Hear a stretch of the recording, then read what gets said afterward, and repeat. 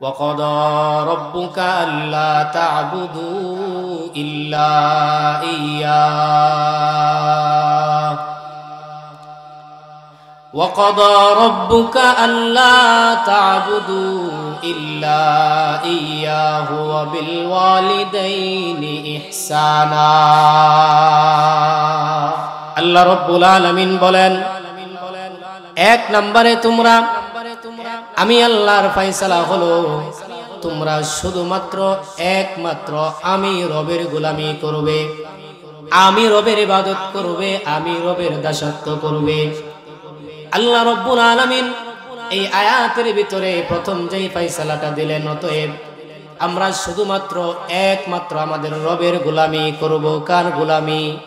রবের গোলামি। আল্লাহ রব্বুল আলামিনের ইবাদতের বাউন্ডারির বাহিরে যাওয়ার কোনো অনুমতি আল্লাহ দেয় নাই। অতএব আল্লাহ রব্বুল আলামিন যেই কাজগুলাকে নিষেধ করেছেন সেগুলা থেকে ফিরে থাকতে হবে, এবং যেই কাজগুলা করার জন্য আল্লাহ রব্বুল আলামিন বলেছেন, আদেশ দিয়েছেন, সেই কাজগুলো আমাদেরকে মানতে হবে, সেই কাজগুলা করতে হবে। এক কথায় আমরা আমাদের জীবনের শেষ নিঃশ্বাস ত্যাগ করার আগ পর্যন্ত আমরা শুধুমাত্র আমাদের রবের গোলামি করব। ইবাদতের বাউন্ডারির বাহিরে যাওয়ার কোনো অনুমতি আল্লাহ দেয় না। এবং দ্বিতীয় ফয়সালা আল্লাহ রব্বুল আলামিন বলেন, ওয়াবিল ওয়ালিদাইনি ইহসানা। বান্দারে, তুমি তোমার মা এবং তোমার বাবা, তুমি তোমার মা এবং তোমার বাবার সঙ্গে সৎ আচরণ করবে, উত্তম আচরণ করবে, ভালো ব্যবহার করবে। তোমার শেষ নিঃশ্বাস পর্যন্ত যেই রকম আমি রবের গোলামি, আমি আল্লাহর ইবাদত তোমার উপরে ফরজ করে দিলাম, ঠিক তেমনি ভাবে একজন সন্তানের উপরও তার মা বাবার খিদমতকে তার মৃত্যু পর্যন্ত তার উপরে আমি আল্লাহ ফরজ করে দিলাম। এই কথাগুলা কার? আল্লাহ। মা বাবার কোনো খোঁজ খবর নেয় না, ঠিক কিনা? অথচ যুবক ভাই, তুমি যেই মা বাবার মাধ্যম হয়ে দুনিয়ার জমিনে আসলে, এই মা বাবা যদি তোমার মাধ্যম না হইতো, তুমি দুনিয়ার জমিনে আসতে পারতাম? কথা বলেন, কেউ আসতে পারতাম না। আল্লাহ পাক রব্বুল আলামিন ইচ্ছা করলে মা বাবা ছাড়াও দুনিয়াতে আল্লাহ সন্তান নিয়ে আসতে পারে, পারে কিনা? যেরকম আল্লাহ পাকের কুদরতের শক্তির প্রকাশ ঘটিয়েছেন আমাদের বাবা হযরত আদম আলাইহিস সালাতু ওয়াস সালামকে মা বাবা ছাড়া দুনিয়ার জমিনে নিয়ে আসছেন, আল্লাহ পাকের কুদরত প্রকাশ করেছেন। হযরত হাওয়া আলাইহিস সালাতু ওয়াস সালামকে বাবা ছাড়া দুনিয়ার জমিনে নিয়ে আইসা আল্লাহ রব্বুল আলামিন তার কুদরতি শক্তির প্রকাশ ঘটিয়েছেন। কিন্তু আল্লাহ পাকের নিয়ম এবং নিজাম হলো, কিয়ামত পর্যন্ত, মৃত্যু পর্যন্ত যত মানুষ আসবে আর আগমন করবে, সমস্ত মানুষগুলাই মা বাবার মাধ্যম হইয়া দুনিয়ার জমিনে আগমন করবে। কি করবে? মা বাবার মাধ্যম হইয়া দুনিয়ার জমিনে আগমন। এজন্য আল্লাহ রব্বুল আলামিন যে আয়াতে তার গোলামির কথা বললেন, সেই আয়াতেই মা বাবার খিদমতের কথা বললেন। কেন? আল্লাহ রব্বুল আলামিন এই আয়াতের ভিতরেই বলতেছেন, হামালাতহু উম্মুহু কুরহাও ওয়া ওয়াদাআতহু কুরহা, হামালাতহু উম্মুহু কুরহাও ওয়া ওয়াদাআতহু কুরহা ওয়া হামলুহু ওয়া ফিসালুহু সালাসুনা শাহরা। আল্লাহ রব্বুল আলামিন মা বাবার প্রতি উকিল হইয়া বলতেছেন, তোমার মা তোমাকে অতি কষ্টে তোমাকে গর্ভে ধারণ করেছে। 10 মাস পর্যন্ত একজন মা একজন সন্তানকে অতি কষ্টে সন্তানের বোঝা বহন করেছে। আল্লাহ রব্বুল আলামিন মা বাবার প্রতি উকিল হইয়া বলতেছে, শুধু তাই নয়, এই মা তোমাকে যেদিন দুনিয়ার জমিনে তুমি যেদিন ভূমিষ্ঠ হইছো, সেই দিন থেকে এই যে মায়ের রক্ত পানি করা বুকের দুগ্ধ তোমাকে পান করায়া তোমাকে বড় করছে, 2 বছর 2.5 বছর পর্যন্ত তোমাকে তোমার মা দুগ্ধ পান করাইছে। আল্লাহ রব্বুল আলামিন মা বাবার প্রতি উকিল হইয়া বলতেছেন, বান্দা, তোমার মা বাবা তোমার প্রতি এত ইহসান করেছে, এত দয়া করেছে, পৃথিবীর কোন মানুষ তোমার প্রতি এত দয়ার ইহসান করে নাই। এজন্য যেই মা বাবার মাধ্যম হইয়া যুবক ভাই তুমি আর আমি দুনিয়ার জমিনে আসলাম, সেই মা বাবার সঙ্গে কেমন আচরণ করবা এটাও আমার আল্লাহ শিখায় দিতেছেন। আলা তাকুল্লাহুমা উফফি ওয়ালা তানহারহুমা ওয়া কুল্লাহুমা কওলান কারীমা। আল্লাহ রাব্বুল আলামিন মা বাবার সঙ্গে বান্দা তুমি কেমন আচরণ করবা এটাও আমার আল্লাহ শিখায় দিলেন। মা বাবার সঙ্গে তুমি সব সময় নরম সুরে কথা বলবা, তাদেরকে ধমক দিবা না এবং তাদেরকে কষ্ট দেওয়ার জন্য তুমি তোমার নিজের জবান দ্বারাই উফ শব্দটাও ব্যবহার করতে পারবা না। আল্লাহ রাব্বুল আলামিন বলেন তুমি সব অবস্থায় সর্বহালতে তোমার মা বাবার সঙ্গে সদ আচরণ করবা, উত্তম ব্যবহার করবা, সদয় আচরণ করবা, এটাও আমি আল্লাহ তোমাকে শিখায় দিলাম। সুবহানাল্লাহ। অথচ আমরা সেই মা বাবা খেদমত বাদ দিয়া যুবক ভাই বিবাহ করার পরে স্ত্রীর পামে মজিয়া মা বাবাকে ছেড়ে মা বাবাকে বৃদ্ধাশ্রমে নিয়ে রেখে আসে, আর যুবক ভাই স্ত্রীকে নিয়ে ঢাকা শহরে ফ্ল্যাট বাসা নিয়ে থাকে। ঠিক কিনা বলেন? আল্লাহ রাব্বুল আলামিন যেখানে তার ইবাদতের কথা, তার গোলামির কথা বললেন, সেখানেই আল্লাহ মা বাবার খিদমতের কথা বললেন, কারণ মা বাবার খিদমতটা বড় দামি। কথা বলেন ঠিক কিনা? এবার আসেন আমাদের সন্তানগুলা যে আমাদের খিদমত করবে, এজন্য তো আমাদের সন্তানদেরকেও এটা বোঝাইতে হবে যে মায়ের পায়ের নিচে সন্তানের যে বেহেশত, মা বাবা কেমন দামি, এই মেসেজটাও কিন্তু সন্তানের কানে পৌঁছে দেওয়া আমাদের যারা মা বাবা এদের দায়িত্ব। ঠিক কিনা? এজন্য সন্তানদেরকে আপনি যতই শিক্ষিত করেন, জাগতিক শিক্ষায় শিক্ষিত করেন, অসুবিধা নাই, কিন্তু একজন সন্তানের ভিতরে ন্যূনতম কোরআনের জ্ঞান যদি থাকে, হাদিসের ইলম যদি থাকে, ওই মানুষটা কশ্চিন কালেও মা বাবার গায়ে হাত তোলা তো দূরের কথা, মা বাবার চোখের দিকে তাকায়া একটা কথাও বলবে না। কথা বলেন ঠিক কিনা? এজন্য আমাদের প্রথম দায়িত্ব এবং কর্তব্য হলো আগে আমাদের সন্তানগুলাকে দ্বীনের শিক্ষায় শিক্ষিত করতে হবে। কি করতে হবে? দ্বীনের শিক্ষায় শিক্ষিত করতে হবে। কিন্তু আমরা মা বাবা চিন্তা করি সন্তানদেরকে কিভাবে জাগতিক শিক্ষায় শিক্ষিত করা যায়, হাট্টিমাটিম টিম মিথ্যা পড়া এগুলো শেখায় যে স্কুলের ভিতরে তাদের খাড়া দুইটা শিং, তারা মাঠে পারে ডিম, এই পড়াগুলা শেখানোর জন্য আমরা খুব প্রতিযোগিতা করতেছি। আচ্ছা আপনি বলেন তো কোন প্রাণীর শিংওয়ালা প্রাণী কি ডিম দেয়? এই যে মিথ্যা পড়া, এই মিথ্যা পড়ার মেসেজ যদি আপনার আমার সন্তানের ভিতরে আপনার আমার সন্তানকে দেই, তাহলে এই সন্তানগুলা তো বড় হইয়া মা বাবাকে বৃদ্ধাশ্রমে দিয়ে আসবে। ঠিক কিনা? মোগলদের সম্রাট ছিলেন খাজা কুতুবউদ্দিন চিশতি রাহমাতুল্লাহি আলাইহি। তার মা বাবা একদিন পরামর্শ করতেছে যে আমাদের সন্তানকে কিভাবে আল্লাহ চেনানো যায়, কিভাবে রব চেনানো যায়, কিভাবে মালিকের পরিচয় তাকে চেনানো যায়, কিভাবে তাকে মালিকের পরিচয়টা দেওয়া যায়। এবার স্বামী স্ত্রীকে পরামর্শ দেয় যে আমাদের সন্তানটাকে যদি দ্বীনের শিক্ষায় শিক্ষিত করতে হয়, আল্লাহর পরিচয় পাওয়াইতে হয়, আল্লাহর রাসূলের পরিচয় শিখাইতে হয়, তাহলে মাদ্রাসার বিকল্প কোনো রাস্তা নাই। এবার বাবা কুতুবউদ্দিন বখতিয়ার কাকি রহমাতুল্লাহি আলাইহির মাকে ডাক দিয়া বলেন, যদি সন্তানকে আল্লাহ চিনাইতে হয়, আল্লাহর পরিচয় পাওয়াইতে হয়, এই সন্তানকে আগে কোরআনের শিক্ষা দিতে হবে, অবশ্যই মাদ্রাসায় তাকে দিতে হবে। মাদ্রাসায় দেওয়ার মাধ্যমে এই সন্তান মাদ্রাসায় পড়ার মাধ্যমে আল্লাহর রাসূলের পরিচয় পেয়ে যাবে। যেমন কথা তেমন কাজ। এবার কুতুবউদ্দিনের মা এবার মনে মনে চিন্তা করে আমি আমার সন্তানটাকে মাদ্রাসায় পাঠাইয়া দিব। পাঠাইয়া দেওয়ার পরে এই মা মনে মনে চিন্তা করে আমরা যেই খাবারগুলা গ্রহণ করি, এই খাবারের মালিক, এই যে রিজিকের মালিক যে আল্লাহ, এই শিক্ষাটা আমার সন্তানকে দিতে হবে। এবার মা বড় বুদ্ধিমান, নিজে নিজে বুদ্ধি করে সন্তান যখন মাদ্রাসা থেকে আসে ডাক দিয়া বলে, সন্তান এবার ডাক দিয়া বলে, মা খানা দাও, আমার খানার প্রয়োজন।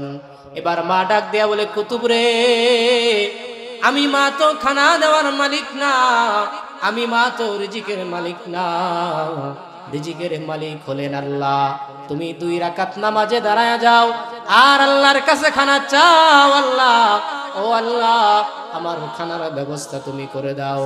কুতুবউদ্দিন বখতিয়ার কাকি রহমাতুল্লাহ আলাইহি মা বড় বুদ্ধিমান, সন্তানকে নামাজের মুসাল্লায় দাঁড় করায়া দিয়া নিজের হাতে হালুয়া রুটি গুলা বানায়া রাখছে। সন্তান যখন নামাজের ভিতরে দাঁড়ায় গেছে, মা লুকায়া লুকায়া সন্তানের ঘরে খাবারটা দিয়াছে। কুতুবউদ্দিন বখতিয়ার কাকি রহমাতুল্লাহ আলাইহি নামাজ শেষ করার পরে যখন হালুয়া রুটি গুলা দেখলো, দেখার পরে কুতুবউদ্দিন বখতিয়ারের মনে একটা ধারণা এসে গেল, আরে নামাজ আদায় করে মালিকের কাছে খানা চাইলে খানা পাওয়া যায়। কি পাওয়া যায়? খানা পাওয়া যায়। দেখেন কেমন মা কেমন সন্তান। কুতুবউদ্দিন এইভাবে মাদ্রাসায় যায়, মাদ্রাসা থেকে আসে আর মা সুন্দর করে হালুয়া রুটি বানায়া কুতুবউদ্দিনের জন্য সুন্দর করে ঘরের ভিতরে রেখে দেয়। হঠাৎ একদিন কুতুবউদ্দিন বখতিয়ার কাকি রহমাতুল্লাহ আলাইহি মাদ্রাসা থেকে বাড়িতে আসার পরে এবার মাকে ডাকে, মা আমার খানার প্রয়োজন, খানা দাও। ডাকতে থাকে মা কুতুবউদ্দিনের মা বাড়িতে নাই, কিন্তু কুতুবউদ্দিনের মনের ভিতরে একটা ধারণা, আসলে তো রিজিকের মালিক আল্লাহ, খাওয়ানেওয়ালা তো একমাত্র আল্লাহ। এইবার কুতুবউদ্দিন বখতিয়ার নামাজের মুসাল্লায় দাঁড়ায় গেছে। ওই দিক দিয়া মা ডাক দিয়া মালিকের কাছে দোয়া করে, রব্বুল আলামিন আজকে আমার সন্তান যখন মাদ্রাসা থেকে বাড়িতে আসবে, আসার পরে যখন সন্তান দেখবে ঘরের ভিতরে কোনো খানা নাই, আমি অনেক কষ্ট করে তোমার প্রতি আমার সন্তানকে বিশ্বাস স্থাপন করিয়েছি। ও রব্বুল আলামিন তুমি তো উত্তম রিজিক দাতা, তুমি আমার সন্তানের জন্য খাবারের ব্যবস্থা করে দাও। কুতুবউদ্দিন বখতিয়ার কাকি রহমাতুল্লাহ আলাইহি যখন নামাজ শেষে মুনাজাত শেষ করে ফেলেছে, এবার দেখে গরম গরম রুটি আর হালুয়াকে যেন আমার জন্য রেখে দিয়েছে। এবার কুতুবউদ্দিন খানা খাওয়ার পরে ঘুমের ভিতরে চলে গেছে। মা কিছু সময় পরে বাড়িতে আসার পরে নিজের হাতে হালুয়া রুটি বানায়া কুতুবউদ্দিনকে ডাকে, এ কুতুব রে, ও বাবা, আমি তোর জন্য খাবারের ব্যবস্থা করে দিয়েছি, আমি তোর জন্য হালুয়া রুটি বানাইছি। এবার কুতুবউদ্দিন বখতিয়ার কাকি রহমাতুল্লাহ আলাইহি ডাক দিয়া বলে, মা আমি আজকে এমন রুটি আর এমন হালুয়া খেয়েছি, আমি আমার জিন্দেগিতে এমন সুস্বাদু হালুয়া আর রুটি আমার জিন্দেগিতে আমি কোনোদিন খাই না। এবার কুতুবউদ্দিন বখতিয়ার কাকি রহমাতুল্লাহ আলাইহি মা মালিকের কাছে 2টা হাত বাড়ায়া দোয়া করে, রব্বুল আলামিন তুমি তো উত্তম রিজিক দাতা, তুমি তো খাওয়ানেওয়ালা, তুমি খাওয়াইলে খাইতে পারি, না খাওয়াইলে খাওয়ার কোনো শক্তি নাই, অনুমতি নাই। তুমি আমার সন্তানকে খাওয়াইছো, তোমার প্রতি লক্ষ কোটি বার শুকর। সুবহানাল্লাহ। দেখেন এই যে মা সন্তানকে এমন ভাবে শিক্ষা দিল যে আসলে খাওয়ানোওয়ালা আল্লাহ, ওই সন্তানকে রবের মেসেজ দিল যে আসলে সমস্ত কিছুর মালিক একমাত্র আল্লাহ, সমস্ত ক্ষমতার মালিক একমাত্র আল্লাহ। এই জন্য আমাদের সন্তানদেরকে আগে কোরআনের শিক্ষায় শিক্ষিত করতে হবে, ঠিক কিনা? এজন্য নবী আলাইহিস সালাতু ওয়াস সালাম বলেন, আল জান্নাতু তাহতা আকদামিল উম্মাহাত। নবী আলাইহিস সালাতু ওয়াস সালাম হাদিস শরীফে বলেন, মায়ের পায়ের নিচে হলো সন্তানের বেহেশত। শুধু তাই নয়, নবীজি হাদিসের ভিতরে বলেন, ভিন্ন হাদিসে বলেন, যদি কোনো সন্তানের মা বাবা বেঈমান হয়, কাফের হয়, মুশরিক হয়, এরপরেও এই যে সন্তানের জন্য মুশরিক মা বাবা, বেঈমান মা বাবার দোয়া যতটা গ্রহণযোগ্য, যতটা দামি, একজন ওলি বুজুর্গের দোয়া সন্তানের জন্য ততটা দামি না। নবী আলাইহিস সালাতু ওয়াস সালাম বলেন, যদি তোমার মা বাবা বেঈমান হয়, জালেম হয়, এরপরেও মায়ের কাছ থেকে বাবার কাছ থেকে দোয়া নিয়ে চলবা। কারণ মায়ে যখন দোয়া করে, বাবায় যখন দোয়া করে, আরশের মাঝে আর মায়ের দোয়ার মাঝে কোনো পার্টিশন থাকে না, ডাইরেক্টলি মালিকের দরবারে কবুল হয়ে যায়। এজন্য মুসলমান যুবক ভাই, তুমি যদি মা বাবার দোয়া নিয়ে চলো, দুনিয়াতে যেই কাজই করবা না কেন সেটার ভিতরে আল্লাহ বরকত দিবে, সেটার ভিতরেই তুমি সফল হয়ে যাইবা। আর যদি কোনো মানুষ সারা রাত্রি তাহাজ্জুদ গুজার হয়, সারাটা দিন রোজা রাখে, এরপরেও বড় আল্লাহর ওলি হওয়ার পরেও যদি মা বাবার সাথে খারাপ আচরণ করে, মা বাবার সঙ্গে মন্দ ব্যবহার করে, আল্লাহ রব্বুল আলামিন তাকেও দুনিয়ার জমিনে অপমানিত করে। এরকম একটা ওয়াকিয়া কিতাবের ভিতরে লেখা হয়। জুরাইস নামক এক আবেদ মালিকের বড় পাগল ছিল, মালিকের বড় গোলাম ছিল। সে তাড়াতাড়ি সারা রাত ওই ব্যক্তি নামাজে দাঁড়ায় থাকতো, নফল ইবাদতের ভিতরে লিপ্ত থাকতো এবং সারাটা দিন রোজা রাখতো। এইভাবে তার জীবনটা কেটে যাইতেছিল। হঠাৎ করে একদিন তার মা দরজার সামনে এসে ডাক দেয়া বলে, জুরাইস রে বাবা, আমি তোর সাক্ষাতের জন্য এসেছি, তুই আমার সঙ্গে একটু দেখা কর। এবার জুরাইস চিন্তা করে মনে মনে, সালাতি ওয়া উম্মি, সালাতি ওয়া উম্মি, একদিকে আমার নামাজ আরেকদিকে আমার মা, এবার আমি নামাজ আদায় করব নাকি মায়ের সঙ্গে সাক্ষাৎ করব? জুরাইস মনে মনে চিন্তা করে, আর মায়ের সঙ্গে সাক্ষাতের সুযোগ হয় নাই। মা ওই দিন চলে যায়। দ্বিতীয় আরেক দিন আইসা জুরাইসকে ডাকে, এই দিনও জুরাইস মায়ের ডাকে সাড়া দেয় নাই। তৃতীয় দিন যখন মা আইসা ডাকে, এ জুরাইস বাবা ওঠ, আমার জন্য, আমি তোকে দেখতে চাই, তোর সাক্ষাৎ আমার প্রয়োজন। জুরাইস রে, তুই আমার সঙ্গে সাক্ষাৎ কর। এইবারও জুরাইস চিন্তা করে, সালাতি ওয়া উম্মি, সালাতি ওয়া উম্মি, একদিকে আমার নামাজ আর একদিকে আমার মা। এইবার মায়ের মনে বড় কষ্ট লেগে গেছে। সন্তান, আমি 3 দিন পর্যন্ত তিনটা দিন তোর কাছে আসলাম, তুই আমি মায়ের সঙ্গে সাক্ষাৎ করলি না, আমি মায়ের সঙ্গে দেখা করলি না বাবা। আরে তুই তাহলে বেশ্যার চেহারা দে। মায়ের মনে কষ্ট লেগে গেছে। এবার মার মুখ দিয়ে, মার জবান দিয়ে বদদুয়া বের হয়ে গেছে। সাথে সাথে মালিকের দরবারে এই যে বদদুয়াটাও কবুল হয়ে গেছে। কিছুদিন পর হযরত জুরাইস যেই ঝুপড়ি ঘর বানায়া থাকতো, সেই মহল্লার ভিতরে একটা জারজ সন্তান জন্মেছে। অর্থাৎ যেই মহিলার বিবাহ হয় নাই, সেই মহিলার সন্তান হয়েছে। ওই মহিলাটা পরিচয় দেয়, এ সন্তান এটা কার? মহিলা ডাক দিয়া বলে, এই সন্তানটা জুরাইজের। এবার এলাকার লোক সকল হযরত জুরাইজের যেই ঝুপড়িটা ছিল, সেই ঝুপড়িটা সমস্ত লোক এসে একত্রে সবাই মিলা সেই ঝুপড়িটা ভেঙে দিয়েছে। শুধু তাই নয়, ঝুপড়িটা ভাঙার পরে আগুন লাগিয়ে পুড়িয়ে দিয়েছে। এবার জুরাইস ডাক দিয়া বলে, সমাজের লোকেরা, কি জন্য আমার ঘর এইভাবে ভাঙতেছো? এবার সমাজের লোকগুলা ডাক দিয়া বলে, জুরাইস, আমরা মনে করছিলাম তুমি বড় আল্লাহর প্রেমিক, তুমি আল্লাহর বড় পাগল, আল্লাহর বড় আশিক, কিন্তু দেখি না তুমি গোপনে গোপনে গুনাহ করো। হযরত জুরাইস ডাক দিয়া বলে, কি এমন গুনাহ করলাম? এবার এলাকার লোকগুলা ডাক দিয়া বলে, এই যে মহিলার কোলে সন্তান, এটা তো তোমার সন্তান। এবার জুরাইস ডাক দিয়া বলে, এ আমার সমাজের লোকেরা শোনো, তোমরা যেইটা বলতেছো এটা কখনো হয় না। আমি জুরাইজ এই কাজ কখনো করতে পারি না, আমি কখনো এই জঘন্যতম কাজ করি নাই।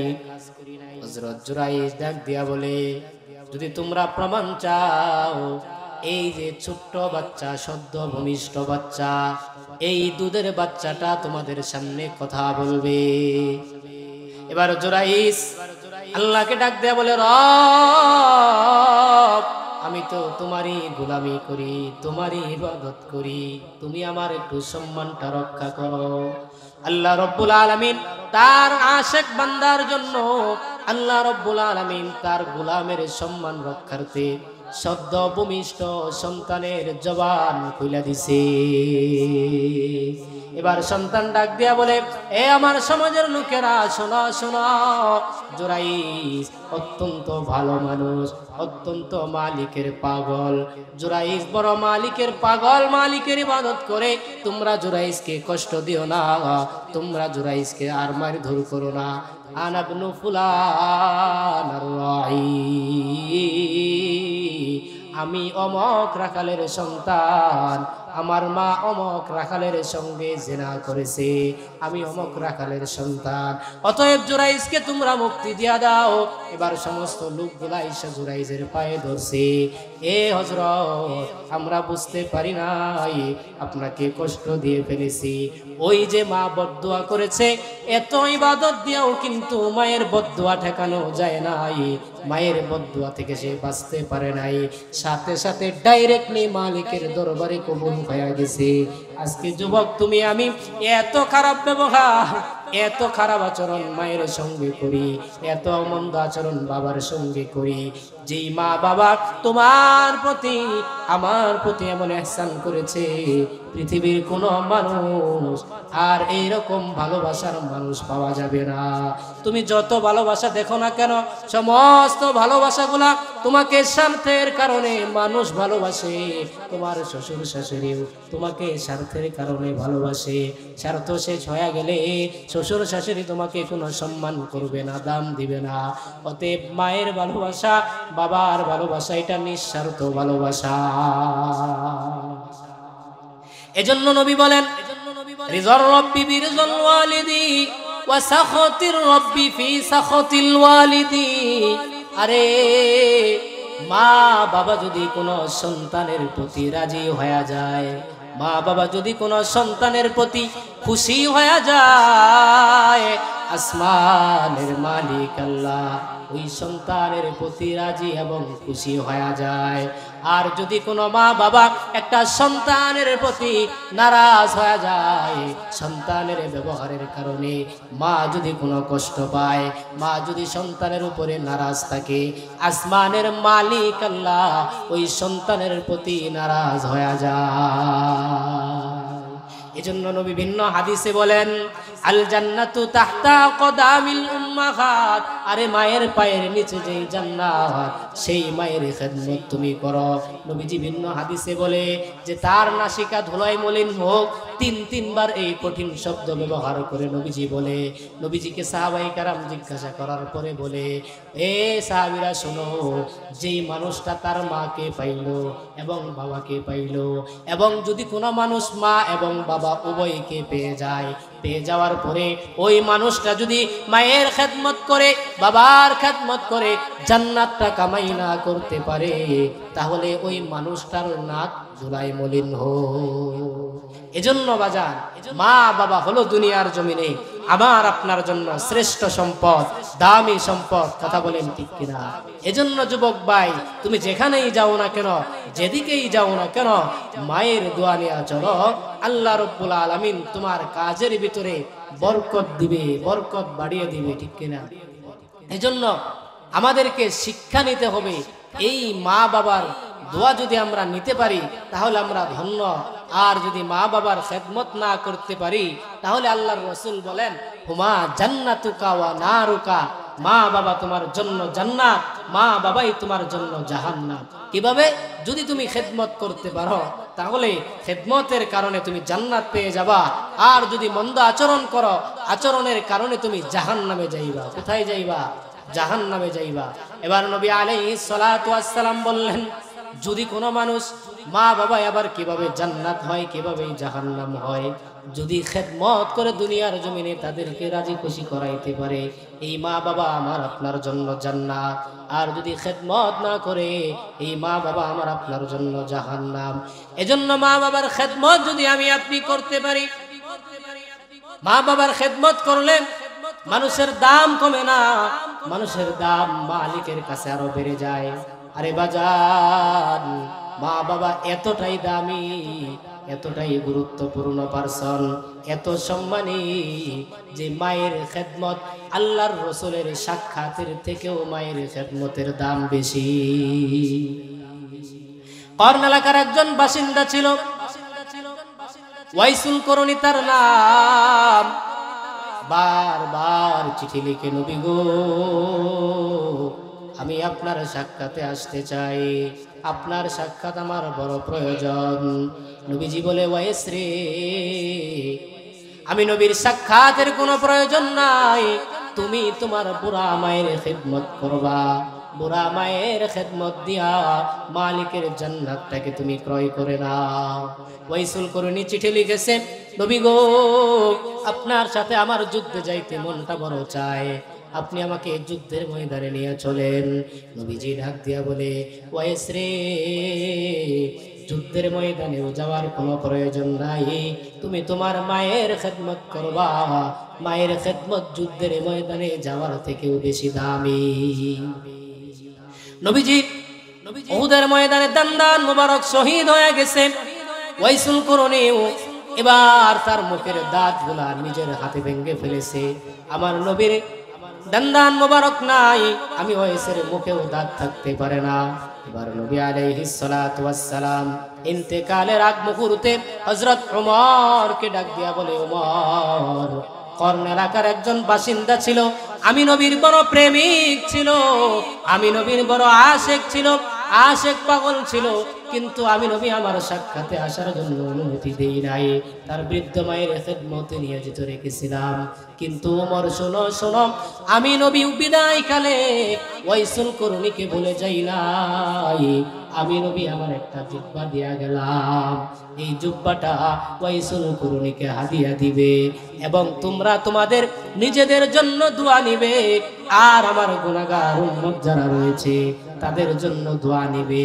কারণ হলো ওয়াইসুল করণী মায়ের খেদমত করার কারণে ওয়াইসুল করণীর সম্মান কমে নাই, আল্লাহর দরবারে বেড়ে গেছে। ওয়াইসুল করণীকে আল্লাহ কবুল করে নিয়েছে। এবার ওয়াইসুল করণীর জবানটা মুস্তাজাবুদ দাওয়া হয়ে গেছে। ওয়াইসুল করণী যেই দোয়াটা করবে সেই দোয়াটাই মালিকের দরবারে কবুল হয়ে যাবে। সুবহানাল্লাহ। এজন্য যুবক ভাই, তুমিও যদি মায়ের খেদমত করো, তুমিও যদি বাবার খেদমত করো, আরে দেখবা 2-3 ভাইয়ের ভিতরে যেই ভাই মায়ের বেশি দেখাশোনা করে, যেই ভাই বাবার বেশি দেখাশোনা করে, ওই ভাইয়ের দিন দিন বরকত হতেই থাকে, বরকত বাড়তেই থাকে। যদিও কামাই কম, এরপরেও তার কামাই, তার সংসারের ভিতরে বরকত থাকে। আর যদি ইটালি প্রবাসী থাকার পরে মায়ের দেখাশোনা করে না, বাবার দেখাশোনা করে না, মা বাবার বদদোয়া নিয়ে নিছে, এই টাকার ভিতরে কোনো শান্তি নাই, এই টাকা দেয়া শান্তি খুঁজে পাওয়া যায় না। আজকে আমাদের সমাজে এক ভাই আর এক ভাইয়ের নামে মামলা করে, ছোট ভাই বড় ভাইয়ের নামে মামলা করে যে আমার বড় ভাই আমার বাবাকে ঘুমের ভিতরে রাখিয়া টিপ দিয়া সম্পদগুলা তার নামে লিখে নিয়ে গেছে। সৌদি আরবে আর রিয়াদ শহরে একটা পত্রিকা বের হয়, সেই পত্রিকার সাক্ষাৎকার নিয়েছে এক সাংবাদিক। সেই সাক্ষাৎকারে সারা আরব জাহান কেঁদেছে। ছোট ভাই বড় ভাইয়ের নামে মামলা দিছে। এ আদালত, বড় ভাইয়ের নামে আমি মামলা দিলাম। কি মামলা?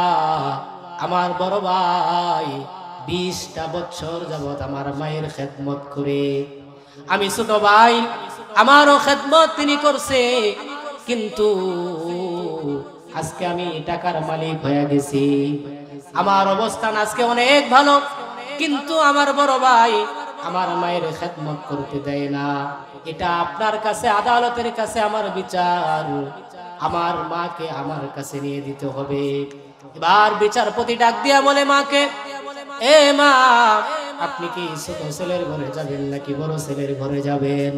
এবার মা দুইটা সন্তানের দিকে তাকায়া তাকায়া কাঁদে। এবার বিচারপতি ছোট ছেলেকে ডাক দিয়া বলে, এ ছোট ভাই, তোমার কি সম্পদ বেশি নাকি তোমার বড় ভাইয়ের সম্পদ বেশি? ছোট ভাই ডাক দিয়া বলে, বড় ভাইয়ের তুলনায় আমার সম্পদ বেশি। আরে বড় ভাইয়ের তুলনায় আমার বাড়িও বড় প্রশস্ত, আমার টাকা পয়সাও বেশি। এবার বড় ভাইয়ের কাছে যখন আদালত বলে, এ ভাই, তুমি তোমার মাকে তোমার ছোট ভাইয়ের কাছে দিয়া দাও, বড় ভাই রাজি হয় না। এবার ছোট ভাই কাঁদতে কাঁদতে বলে, এ আদালত, আপনি আমার মাকে আমার কাছে নিয়ে দিবেন, কারণ নবীজি বলেছে, আল জান্নাতু তাহতা কদামিল উম্মাহাত। আরে মায়ের পায়ের নিচেই তো জান্নাত, যেই দামি জান্নাত আল্লাহর রাসূল বলেছে, জান্নাতের ভিতরে একটা লাঠি এইভাবে রাখতে গেলে ওই লাঠির গোড়ালিটা রাখলে যেইটুকু রাস্তা, যেইটুকু জায়গা থাকে, ওই জায়গাটুকুর এত মূল্য সারা দুনিয়া কয়েকবার বিক্রি করলেও জান্নাতে লাঠি রাখার মতো জায়গার মূল্য হবে না। ছোট ভাই কাঁদে আর বলে, আমি আমার মায়ের খেদমত করব। বড় ভাই একা একা মায়ের খেদমত করে দামি জান্নাতের মালিক হয়ে যাইতেছে, আপনি আমার মাকে আমার কাছে নিয়ে দেন। মা তো জোরে কাঁদতেছে। এবার আদালতের রায় হলো, এবার মাকে ছোট ভাইয়ের ঘরে দিয়া দেয়।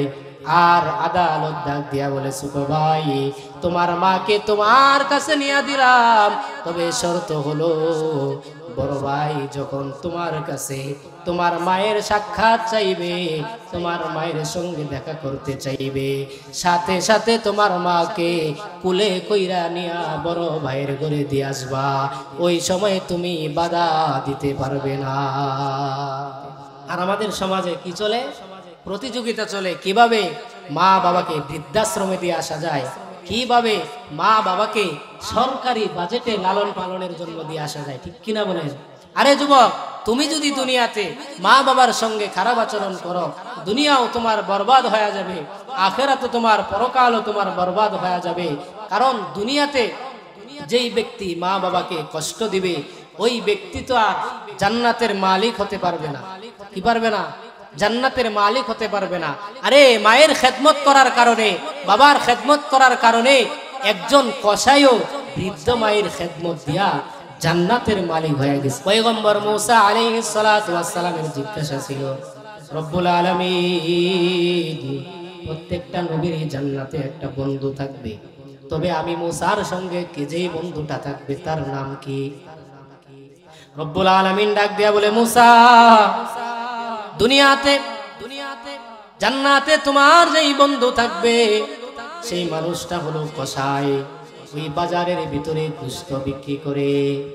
এবার মূসা ডাক দিয়া বলে, রব্বুল আলামিন, কসাই আবার কি এমন আমল করে যার কারণে আমি মূসার সঙ্গে জান্নাতের মালিক হয়ে গেল? অনেক বড় লম্বা ঘটনা। কসাই মূসা আলাইহিস সালাতু ওয়াস সালাম কসাইয়ের আমল পরীক্ষা করার জন্য কসাই যেই বাজারে গোশত বিক্রি করে সেই বাজারে খোঁজ নেওয়ার জন্য চলে যায়। যাওয়ার পরে দেখে কসাই সারাটা দিন গোশত বিক্রি নিয়ে ব্যস্ত, কিন্তু যখনই সন্ধ্যা নেমে আসে, কসাই সুন্দর করে ভালো এক টুকরা গোশত মায়ের জন্য রেখে দিয়েছে সুন্দর করে। এবার কসাই যখন বাড়ির দিকে রওনা হয়, পয়গম্বর মূসা ডাক দিয়া বলে, এরে কসাই, তুমি কি আমাকে তোমার বাড়ির মেহমান বানাবে? এবার কসাই বলে, হ্যাঁ অবশ্যই মেহমান বানাবো, তবে শর্ত হলো আমি আমার মায়ের খেদমত আগে করব। এবার পয়গম্বর সাথে সাথে যখন কসাইয়ের বাড়ি পর্যন্ত চলে যায়, যাওয়ার পরে এবার কসাই আল্লাহর পয়গম্বর মূসাকে ডাক দিয়া বলে, এ আল্লাহর পয়গম্বর, আপনি একটু এখানে বিশ্রাম করেন, আমি আমার মায়ের খেদমত আগে করব, আমি আমার মাকে আগে খাবার খাওয়াবো, এরপরে আমি আপনার সঙ্গে সাক্ষাৎ করব। কসাই সুন্দর করে গোশতগুলা নিজের হাতে পাকায়া সুন্দর করে হালুয়া দিয়া রুটি বানায়া মায়ের জন্য রেডি হয়ে গেছে। এবার পয়গম্বর মূসা বাহির থেকে দেখে কসাই কি এমন আমল করে। দেখার পরে দেখে ওই যে কসাই নিজের হাতে সুন্দর করে গোশতগুলা নরম বানায়া বানায়া নিজের দাঁত দিয়া যেই সব গোশতগুলা শক্ত নিজের দাঁতের ধারায় নরম বানায়া এবার মাকে দেয়। আর মা তৃপ্তি সহকারে খায়। খানা খাওয়া শেষ হওয়ার পরে মা এবার মালিকের দরবারে দুইটা হাত বাড়ায় দিছে, ডাক দিয়া বলে রব্বুল আলামিন, ও রব্বুল আলামিন, আমি আমার সন্তানকে ছোটবেলায় যেই রকম ভাবে আদর করে করে খাওয়াইতাম আজকে আমার সন্তান আমাকে ওইভাবে খানা খাওয়াইতেছে। রব্বুল আলামিন, তোমার কাছে আমি মার একটা দরখাস্ত, আমি মায়ের একটা আরজি, তুমি আমার সন্তানকে হাল জামানার পয়গম্বর মূসার সঙ্গে জান্নাতি বন্ধু বানায়া দিও। সুবহানাল্লাহ। মায়ে যখন দোয়া করে চলে যায় আরশ পারে, ঠিক না, সাথে সাথে কবুল করেন ফল দেখিতে পাও। মায়ের দোয়া লও হে মুমিন, মায়ের দোয়া লও। বিপদে পড়বে না তুমি যখন যেথায় যাও, বিপদে পড়বে না তুমি যখন যেথায় যাও। মায়ের দোয়া লও হে মুমিন, মায়ের দোয়া লও, মায়ের দোয়া লও হে মুমিন, মায়ের দোয়া লও। যার কারণে বাইজিদেরই নাম ছড়িয়েছে বিশ্বভুবন। ছোট্ট শিশু বাইজিদেরই মতো সবাই হও, ছোট্ট শিশু বাইজিদেরই মতো সবাই হও। মায়ের দোয়া লও হে মুমিন, মায়ের দোয়া লও, মায়ের দোয়া লও হে মুমিন, মায়ের দোয়া লও। বিপদে পড়বে না তুমি যখন যেথায় যাও, বিপদে পড়বে না তুমি যখন যেথায় যাও। মায়ের দোয়া লও হে মুমিন, মায়ের দোয়া লও। ঠিক কিনা? আরে ভাই, তুমি যদি মায়ের দোয়া নিয়ে চলতে পারো তাহলে মায়ের দোয়া তোমাকে দিন দিন তোমার কামাই রুজির ভিতরে সংসারের ভিতরে বরকত নিয়ে আসবে। এজন্য প্রথমে আমি যেই কথা বলতেছিলাম, যদি আমরা নেককার সন্তান দুনিয়াতে রেখে যাইতে পারি, কোরআনওয়ালা সন্তান রেখে যাইতে পারি, এই সন্তান আপনার আমার জন্য আসলে দুনিয়ার জমিনেও কামিয়াব, দুনিয়ার জমিনেও আপনার আমার জন্য কল্যাণকর, এবং পরকালের জিন্দিগিতেও আপনি যখন মৃত্যুবরণ করবেন কবরে শুয়া শুয়া এই সন্তানের হিস্সাগুলা, নেক আমলের হিস্সাগুলা আপনি কবরে শুয়া শুয়া পাইতে থাকবেন। এজন্য আল্লাহ রাব্বুল আলামিনের কাছে দোয়া করা, আল্লাহ তুমি আমাকে এমন একটা সন্তান দাও যেই সন্তানটা আমার চোখের শীতলতা, যেই সন্তানকে দেখলে আমার চক্ষু জুড়িয়ে যায়, এবং যেই সন্তানকে দেখলে আমার বড় ভালো লাগে। আর এমন সন্তান দিও না যেই সন্তান দেখার সাথে সাথে আমি বাবার চোখ দিয়ে পানি বের হয়ে যায়। এজন্য আল্লাহ রাব্বুল আলামিন এটাও দোয়াও শিখায় দিলেন, কেমন সন্তান আপনি চাইবেন। আল্লাহ রাব্বুল আলামিন বলেন, রব্বানা হাবলানা মিন আজওয়াজিনা ওয়া যুররিয়াতিনা কুররাতা আয়ুন ওয়াজআলনা লিল মুত্তাকিনা ইমামা। রব্বুল আলামিন, তুমি আমাদেরকে এমন সন্তান দান করো যেই সন্তান দেখলে আমার চক্ষু শীতলতা আসে, আমার চক্ষুটা জুড়িয়ে যায়। আর এমন সন্তান দিও না যেই সন্তান দেখলে আমার অজান্তেই আমার চক্ষু দিয়া পানি বের হয়ে যায়। যদি আপনার ঘরে ওই রকম সন্তান না আসে তাহলে আপনার নাতি আসবে, নাতি না আসবে নাতির ঘরের পুতি আসবে। কিন্তু মালিকের কাছে সর্বকালতে এই দোয়া করা, রব্বুল আলামিন আমাকে যেই যুররিয়াত দান করবেন এইটা যেন নেককার হয়, ভালো আমলওয়ালা হয়, বড় আখলাকওয়ালা হয়, যেই সন্তান দিয়া দুনিয়ার জমিনে আমি সফলতা অর্জন করতে পারি এবং এই সন্তানের মাধ্যমে পরকালেও সফলতা অর্জন করতে পারি। আমাদের প্রথম যেই দায়িত্ব, সেই দায়িত্বটা হলো আমাদের সন্তানকে আগে কি করতে হবে? কোরআনের শিক্ষায় শিক্ষিত করতে হবে। এবং এই সন্তানগুলাকে যদি নেককার বানাইতে পারি, তাহলে আপনি আমি মৃত্যুর পরে যেই তিনটা জিনিস কাজে লাগে, একটা নেককার সন্তান, ঠিক কিনা? এই নেককার সন্তানের আমলের হিস্সাগুলা আপনি কবরে শুয়ে শুয়ে পাইতে থাকবেন।